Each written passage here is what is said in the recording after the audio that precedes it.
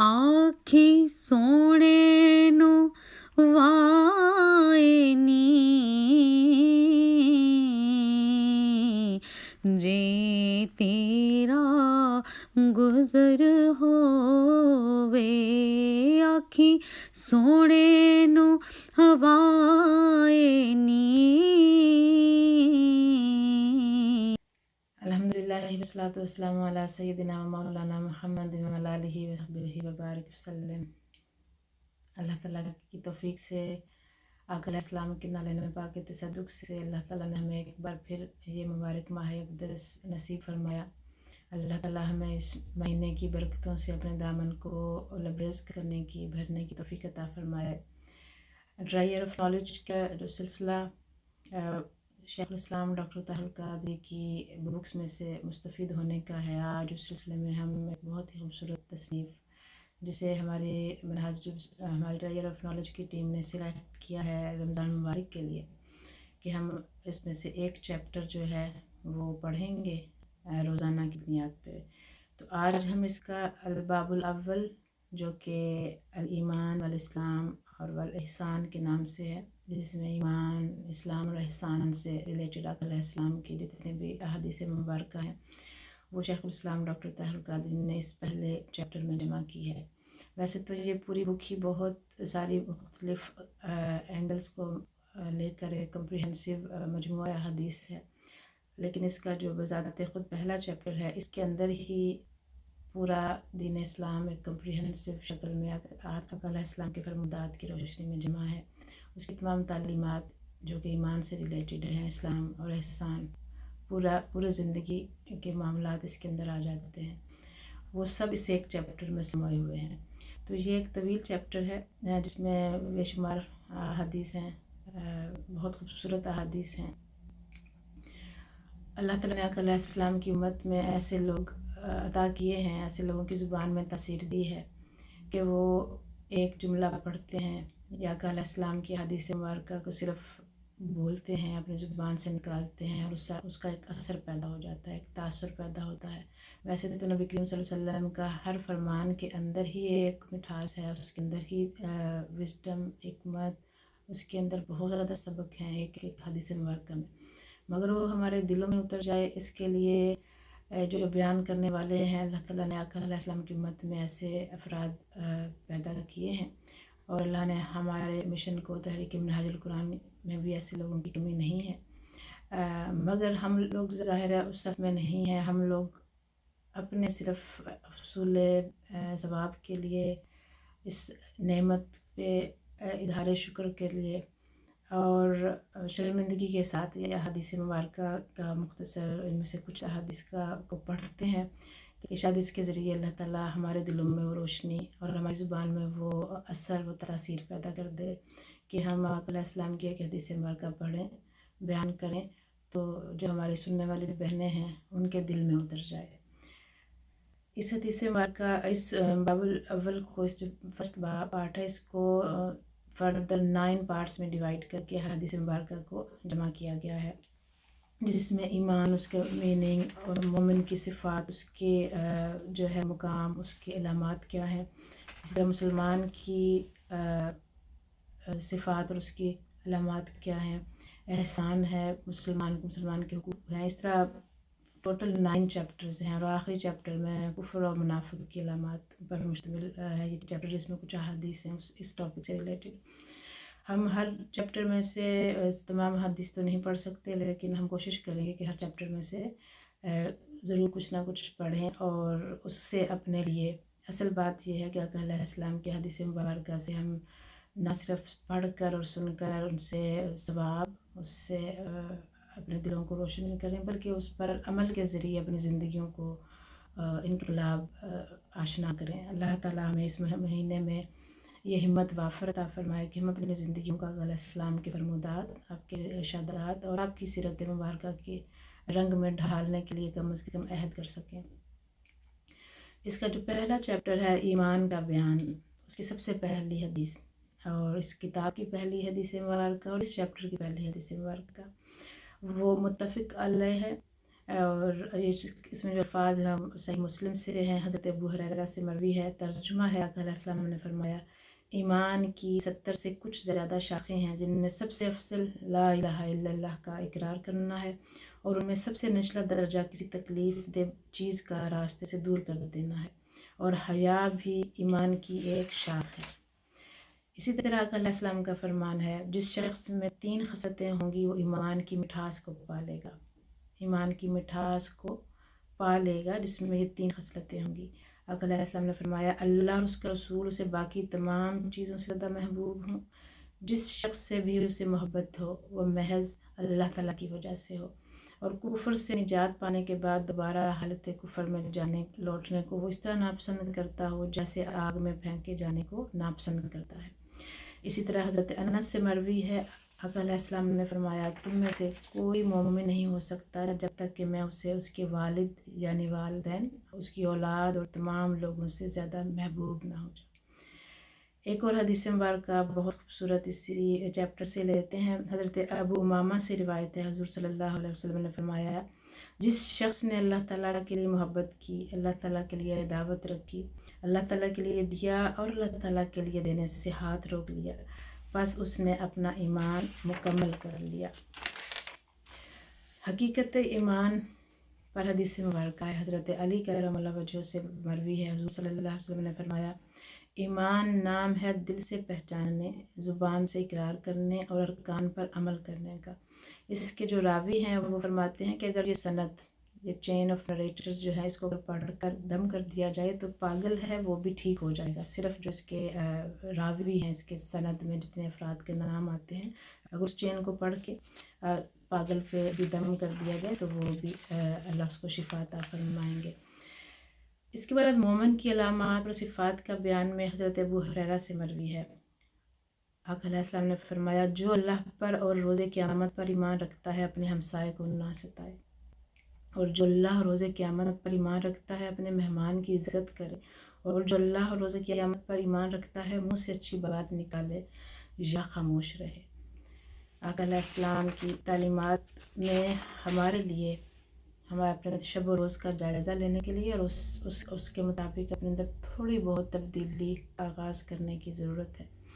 اسلام کے بیان میں حضرت عبداللہ بن عمر سے روایت ہے کہ حضور صلی اللہ علیہ وسلم نے فرمایا اسلام کی بنیاد 5 چیزوں پر ہے، یہ گواہی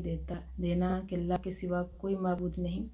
اور اس کی محمد اللہ کے رسول ہیں، اور نماز قائم کرنا، زکوٰۃ ادا کرنا، حج کرنا اور رمضان کے روزے رکھنا۔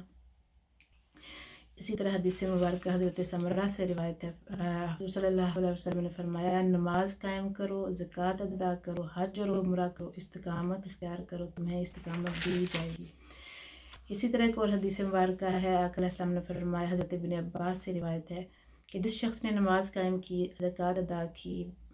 بیت اللہ کا حج کیا، رمضان کے روزے رکھے اور مہمان نوازی کی، وہ جنت میں داخل ہوگا۔ ان حدیث میں اور ایک اور حدیث مبارکہ اگر آپ پڑھیں، آقا علیہ السلام نے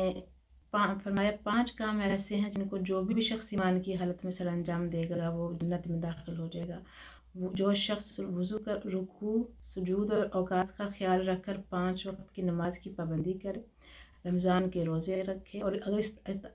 اگر استطاعت ہو تو بیت اللہ کا حج کرے اور زکوٰۃ ادا کر کے اپنے نفس کی پاکیزگی کا سامان کرے اور امانت ادا کرے۔ ابھی دیکھیے امانت ادا کریں، مہمان نوازی اور استقامت، ان اعمال کو آقا علیہ السلام نے حدیث مبارکہ میں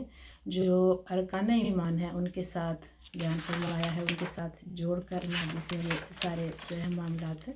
یہ آئے ہیں۔ اس کے بعد مسلمان کی علامات اور صفات کے بیان میں آقا علیہ السلام نے فرمایا، حضرت عبداللہ بن عمر سے روایت ہے کہ ایک آدمی نے حضور صلی اللہ علیہ وسلم سے عرض کیا کون سا مسلمان افضل ہے؟ آپ نے فرمایا جس کی زبان اور ہاتھ سے دوسرے مسلمان محفوظ ہوں۔ آج کے دور میں اس ایک حدیث مبارکہ کو ہی سمجھنے اور اس پر عمل کرنے سے ہمارے معاشرے میں بہت بڑی بڑی تبدیلیاں آ سکتی ہیں۔ حضرت ابو ہریرہ سے مروی ہے، حضور صلی اللہ علیہ وسلم نے فرمایا مسلمان کا بھائی ہے، وہ نہ اس سے خیانت کرتا ہے اور نہ اس سے جھوٹ بولتا ہے اور نہ اسے ذلیل کرتا ہے، اور ہر مسلمان پر دوسرے مسلمان کی عزت، اس کا مال اور اس کا خون حرام ہے۔ دل کی طرف اشارہ کر کے فرمایا تقوی یہاں ہے کسی مسلمان کے لیے اتنی برائی کافی ہے کہ وہ اپنے کسی مسلمان بھائی کو حقیر سمجھے۔ اپنا محاسبہ کرنے کے لیے آقا علیہ السلام کی حدیث مبارکہ پر ہمیں غور کی ضرورت ہے۔ حضرت ابو ہریرہ سے روایت ہے کہ مسلمان پر حقوق کا بیان جو اس میں یہ حدیث مبارکہ آئی ہے، آقا علیہ السلام نے فرمایا ایک مسلمان کے دوسرے مسلمان پر 6 حق ہیں۔ عرض کیا گیا یا رسول اللہ وہ کون سے حق ہیں؟ فرمایا جب تو مسلمان کو ملے تو اسے سلام کر، اور جب وہ تیری دعوت کرے تو قبول کر، اور جب وہ تجھ سے مشورہ چاہے تو اچھا مشورہ دے، اور جب وہ چھین کے اور الحمدللہ کہے تو بھی جواب میں یرحمک اللہ کہہ، اور جب بیمار ہو تو اس کی تیمارداری کر، اور جب وہ فوت ہو جائے تو اس کے جنازہ میں شامل ہو۔ یہ ایک مسلمان کے دوسرے مسلمان کے اوپر آقا علیہ السلام نے 6 حقوق بیان فرمائے ہیں۔ اسی چیپٹر کی جو آخری حدیث ہے بہت تھوڑی طویل ہے مگر بہت خوبصورت ہے۔ حضرت ابو ہریرہ سے روایت ہے، اس کو یہ مسلم اور بخاری دونوں میں آئی ہے۔ آقا علیہ السلام نے فرمایا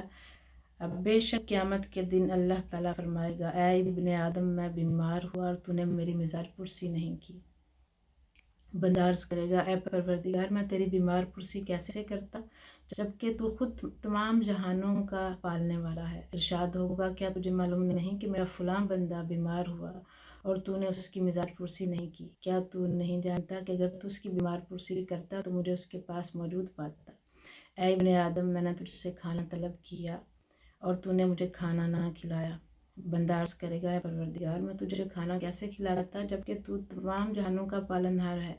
ارشاد ہوگا کیا تجھے معلوم نہیں کہ میرے فلاں بندے نے تجھ سے کھانا مانگا اور تو نے اسے کھانا نہیں کھلایا؟ کیا تو نہیں جانتا کہ اگر تو اسے کھانا کھلاتا تو اس کا ثواب میری بارگاہ سے پاتا؟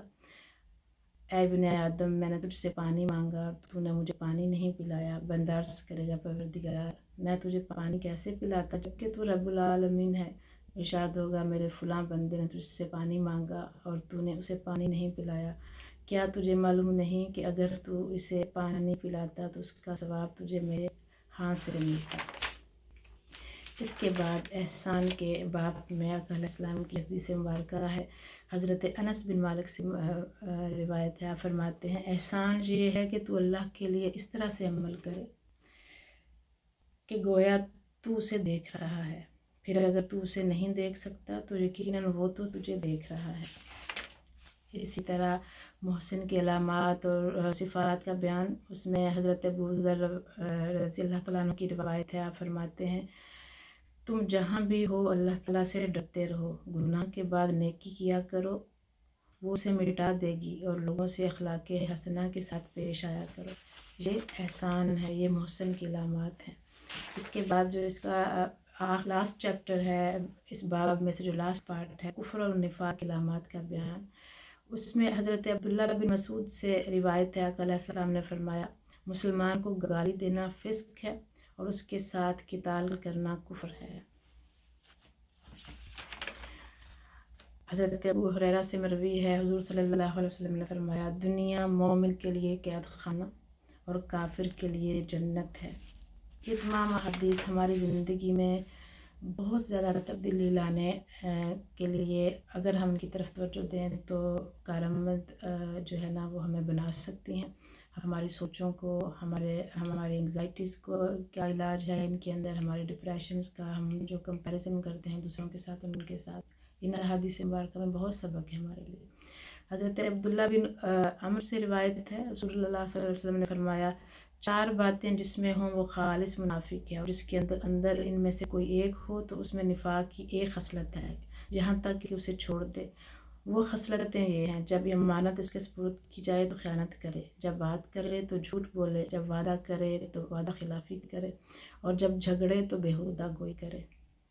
اور حضرت انس بن مالک فرماتے ہیں کہ حضور صلی اللہ علیہ وسلم نے فرمایا انصار سے محبت ایمان کی نشانی ہے اور انصار سے بغض منافقت کی علامت ہے۔ حضرت ام سلمہ سے روایت ہے، رسول اللہ صلی اللہ علیہ وسلم فرمایا کرتے تھے کوئی منافق حضرت علی سے محبت نہیں کرتا اور کوئی مومن حضرت علی سے بغض نہیں رکھتا۔ اور ایک حدیث مبارکہ حضرت علی نے فرمایا، حضرت زر بن حبیش جو ہے اس کو روایت کرتے ہیں، حضرت علی نے فرمایا، یہ ان کا فرمان ہے کہ قسم ہے اس ذات کی جس نے دانہ چیرا اور جس نے جانداروں کو پیدا کیا، حضور صلی اللہ علیہ وسلم نے مجھ سے عہد فرمایا تھا کہ مجھ سے صرف مومن محبت کرے گا اور صرف منافق ہی مجھ سے بغض رکھے گا۔ حضرت علی سے محبت رکھنا ایمان کی علامت ہے، مومن ہونے کی علامت ہے، اور آپ سے بغض منافقت کی علامت ہے، اس کا اظہار ہے۔ اس چیپٹر میں اور بھی بہت ساری، ٹوٹل اس چیپٹر میں 68 احادیث ہیں، پورے باب میں مختلف عنوانات کے تحت جو جمع ہوئی ہیں۔ آپ ان کو سب کو اگر پڑھیں تو، اگر ہم اس میں لسٹ اور بھی کرنا چاہیں تو ہمیں اپنے کرنے کے لیے، لائف کے لیے بہت سارے ایک چیک لسٹ پوری ہمیں مل سکتی ہے کہ ہمیں کن باتوں سے کرنے، کن باتوں سے روکنے کے لیے رکنے کے لیے علیہ السلام نے حدیث میں ہمیں تلقین فرمائی ہے۔ اور ہمارا ایمان جس کا تعلق ہمارے اندر سے ہے، اسلام جس کا تعلق ہمارے ظاہر سے ہے، اور احسان جو خوبصورتی ہے ایمان کی، اسلام کی، اللہ تعالیٰ نے آقا علیہ السلام کی زبان اقدس سے یہ جو ہدایت ہم تک پہنچائی ہے، ہمارے قائد نے ایک چیپٹر میں ان سب حدیث کو ایک جگہ جمع کیا ہے۔ اب یہ ہمارا کام بنتا ہے کہ ہم اس علم کے خزانے سے فائدہ اٹھانے کی کوشش کریں اور اپنی زندگیوں کو اس سے روشن کرنے کی، اس میں تبدیلی لانے کی، اس کو بہتر کرنے کے لیے